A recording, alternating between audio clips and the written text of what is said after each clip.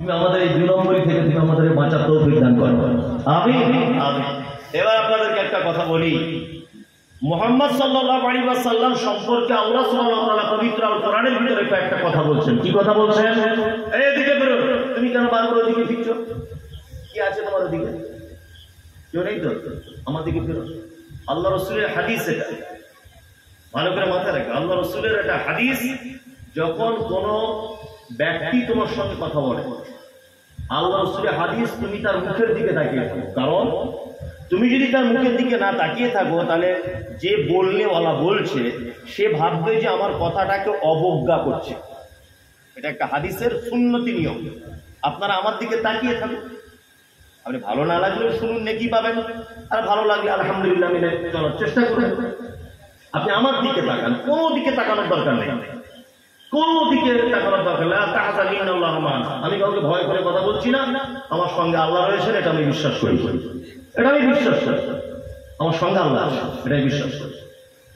যাই হোক, আল্লাহ নবী সাল্লাল্লাহু আলাইহি ওয়াসাল্লাম সম্পর্কে বর্তমান কিছু মানুষ বার হয়েছে, তাদের দাবি হচ্ছে যে আমরা শুধু কোরআন মানি, হাদিস মানি না। দেখবেন কিছু মানুষ আছে, তাদের দাবি এটা যে আমরা কোরআনে যা আছে তাই মানবো, হাদিস টাদিস মানবো না। যাদেরকে বলা হয় আহলে কোরআন বলা হচ্ছে। আচ্ছা, আপনাদেরকে একটা কথা আমি খুব মনোযোগ দিয়ে ভাবানোর চেষ্টা করছি, ভেবে উত্তরটা দেবেন। এক,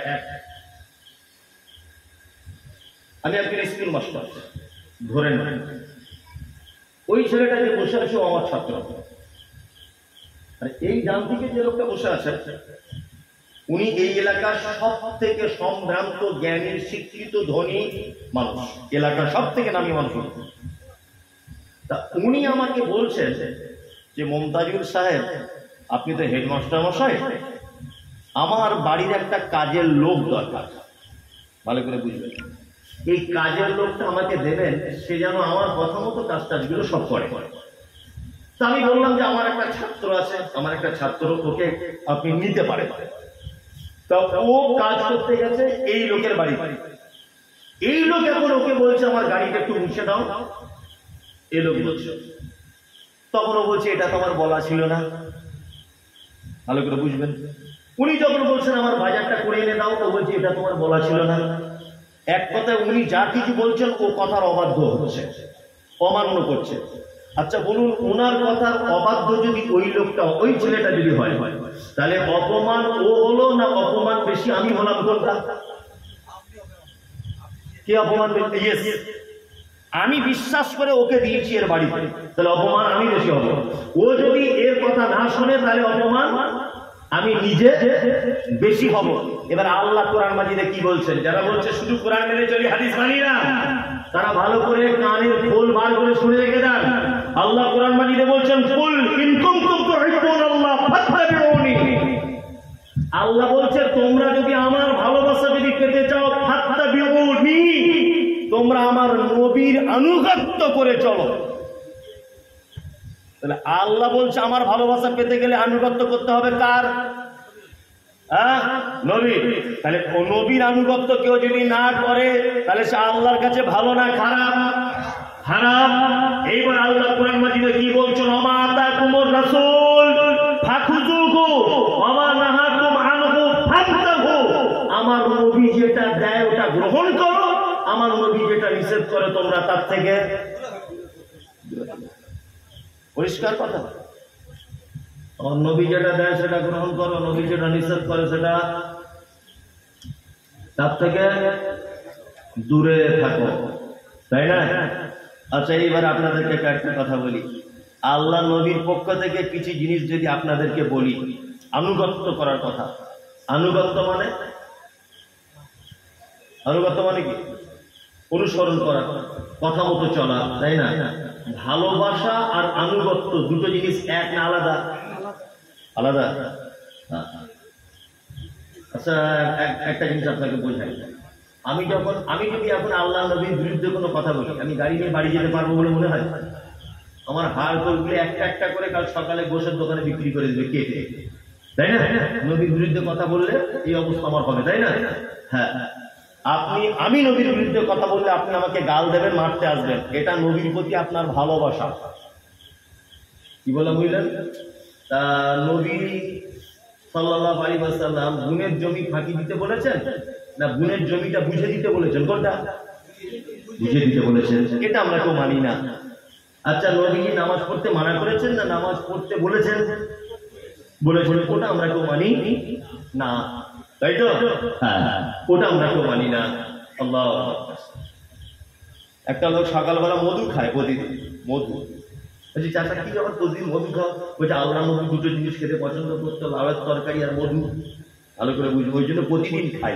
কিন্তু আল্লাহ নবীতে এটাও বলেছে তোমার গাছে যদি 10টা লাউ ধরে 2টো লাউ প্রতিবেশীকে দাও। এই হাদিসটা মেনেছেন? ওইটা ওটা মনে থাকে। বুঝতে পারছেন না? নবী লাউয়ের তরকারি খেতে পছন্দ করতেন, বাড়িতে লাউ গাছ লাগিয়েছে, কিন্তু 10টা লাউ ধরলে যে 2টো লাউ ওই মানুষকে দিতে হয় এটা মানে না। কি বলছি বুঝতে পারছেন? মানে নবীর প্রতি ভালোবাসা আছে, নবীর প্রতি আনুগত্য নেই। মানে মুহাম্মদ সাল্লাল্লাহু আলাইহি ওয়াসাল্লাম তিনি যেটা করতে বলেছেন ওটা করে না, তিনি যেটা নিষেধ করেছেন ওটা ছাড়ে না, কিন্তু নবীকে ভালোবাসেন। আল্লাহু আকবার। কি বলছি বুঝতে পারছেন না? নবীকে ভালোবাসেন। আমি তো অবাক হয়ে যাই, নামাজ নাই, রোজা নাই, যাকাত বসে না, কুরবানি বসে না, দাঁড়িয়ে পেচ্ছাপ করে চেন খুলে, অথচ 12 রবিউল আউয়ালের দিন 32 হাঁড়ি বিরিয়ানি করে সেইরাম নবী করে নিয়ে বড় বড় হুজুর ডেকে এনে সেইরাম প্যান্ডেল লাইটিং। কি ব্যাপার? বলছি নবী দিবস হচ্ছে। আল্লাহ নবী যদি বেঁচে থাকতো না তোমার পাছার চামড়া তুলে লবণ মাখিয়ে দিত। কে তোমার মতো বদমাশকে বললো নবী দিবস করতে? তুই 1 নম্বরে বদমাশ করি। আল্লাহর নবীর একটা কথা 1 বছরে মানলে না, আর 12 রবিউল আউয়ালের উৎসবে পরিণত করেছো লাইটিং করে। বদমাইশি জায়গা পাও না? হযরত ওমরের জামানা যদি হতো সব কমিটির লোকগুলো নবী দিবসে জেলখানাতে বন্দী করত। কি বলছি বুঝতে পারছেন তো? নবীকে মৌখিক ভালোবাসা নয়, দুটোই থাকতে হবে। আল্লাহ নবীকে ভালোবাসতে হবে অন্তর থেকে, এবং তার কথা মতো আমাদের চলতে হবে। ইনশাআল্লাহ চলবে, ইনশাআল্লাহ ইনশাআল্লাহ। কয়েকটা হাদিস আপনাদেরকে শোনায়, মানা যাবে বলে মনে হয়? যাবে যাবে যাবে। একটা সঠিক পদ্ধতি আপনাদেরকে বলে দিই। আল্লাহ নবী সাল্লাল্লাহু আলাইহি ওয়াসাল্লাম তিনি বলছেন আখিরুল কালাম লা ইলাহা ইল্লাল্লাহ ফাতাকালাল জান্নাত। আল্লাহ নবী বলছেন কোন মানুষের জীবনের শেষ কথাটা যদি লা ইলাহা ইল্লাল্লাহ হয় তাহলে তার থাকার জায়গা কোথায়? জান্নাত। আমার চাচা মারা যাচ্ছে, আমার চাচার মাথার কাছে গিয়ে বলবো লা ইলাহা ইল্লাল্লাহ, লা ইলাহা ইল্লাল্লাহ। আমার চাচা যদি আমার বলার আওয়াজ শুনে ও যদি একবার বলে দেয় আল্লাহ নবী বলেছেন ওর থাকার জায়গা জান্নাত। ভালো করে বুঝবেন।